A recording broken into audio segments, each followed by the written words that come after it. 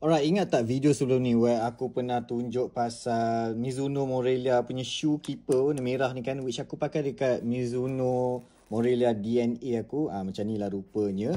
So aku ada beli lagi satu Mizuno punya shoe keeper. This is Mizuno Zero Plus shoe keeper. Jom tengok dalam. So ini ialah lagi satu Mizuno punya shoe keeper. Actually dia sama saja macam Morelia punya shoe keeper. Sama sahaja dia punya bentuk dia sama, dia tak ada narrow, dia tak lebar. Dia memang exactly sama.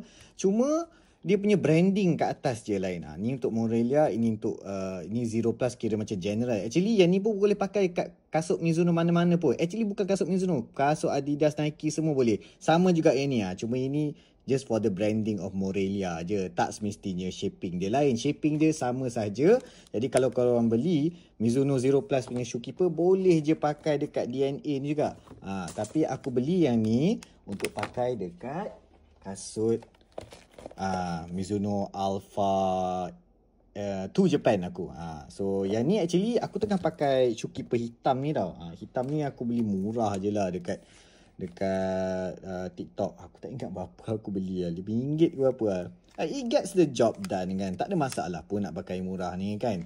Tapi itulah, aku nak something yang official dah lah pakai Mizuno. Aku nak all the way Mizuno lah kan. So something yang official lah. In terms of shaping nampak tu, yang murah ni pendek sikit lah. Yang apa tu, Mizuno punya ni lagi besar, lebar sikit kan. Itu je aku just nak, yelah, nak seragamkan semua benda Mizuno je kan. So seperti biasa, korang punya shoe keeper ni boleh adjust mengikut saiz kasut korang. So aku rasa dalam 26cm macam ni kot. Kalau tak betul, just adjust je lah. So untuk pasang, aku suggest kau untuk Mizuno Alpha ni, buka dulu opening ni luas-luas.